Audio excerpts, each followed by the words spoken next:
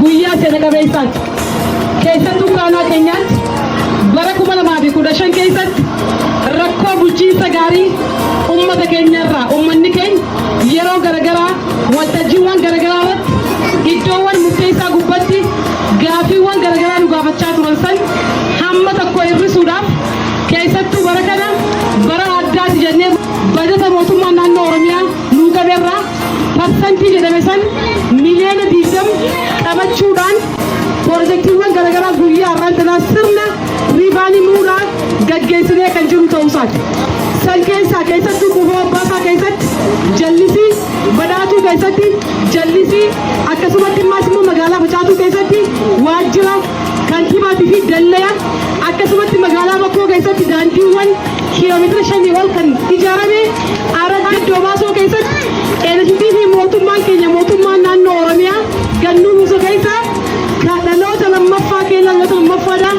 Iddoo baay'inni uummataa itti heddummaatu iddoo akkaanaa keenyaatti giddugala araddaan baay'ee itti wal qaxxaamursiisu iddoo dubartoonni keenyaaf daa'imman keenya hawaasni keenya tajaajila gahaatti argamu jennee iddoo kana qopheessuudhaan miliyoona 5 oliin wantoota akkanaa kana hojjechuun keenya dhugaa dubbachuudhaaf jalqabbii ta'uusaa sirriitti hawaasni iddoo baasuudhaaf beekuu qabda kan jirusan kaasumaaf keessattuu Araddaa iddoo baasoo keessatti bara kutees bishaan boolla gadi fagoodhaa miliyoona 5 oliin hojjennee akka eebbisne sirriitti beeytanii haa ta'u malee garuu ammas piroojeektiin kun jalqabbii irratti eegallee malee dallee isaa guututti bulookii biraatii fi hanqabata fincaaniitti ulaagaa inni guuttachuu qabu hundaa'u xiyyeeffannaa yoo fayyaaf kennine qonninis ni hojjetama yoo fayyaaf xiyyeeffannaa kennine namnis ni barata namni fayyaa hin qabne ammas immoo misooma gubbatti illee argamuu hin danda'amu ilaalcha jedhuun akka aanaa keenyaatti miliyoona 11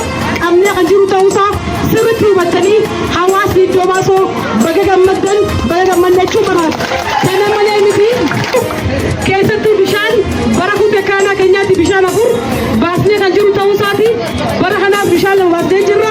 San jiraatti immas immoo Araddaa iddoo baasootiif gootinni keenya gootinni argee ba'a.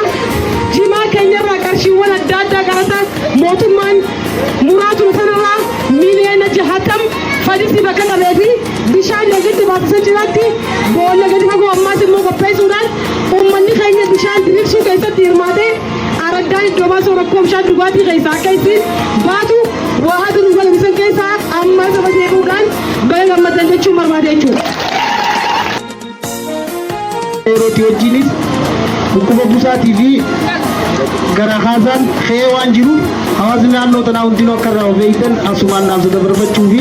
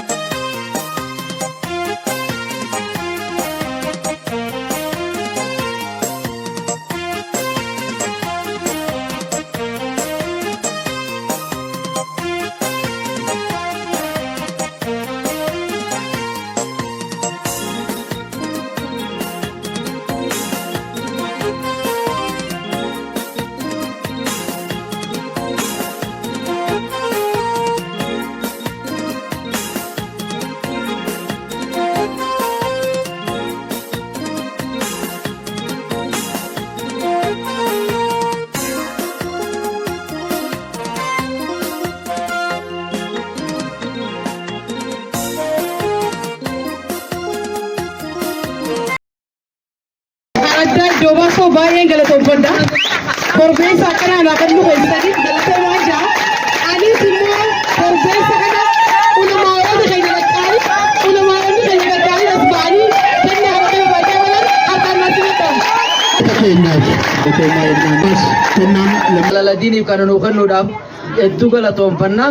Kanaafuu yoo rabbi fedhe inshaa Allahu nutilleen akka ulamaa'itti walitti dhufneeti du'aa'ii roobaatiin kadhanna. Tanumaa waada seenaa galatooma.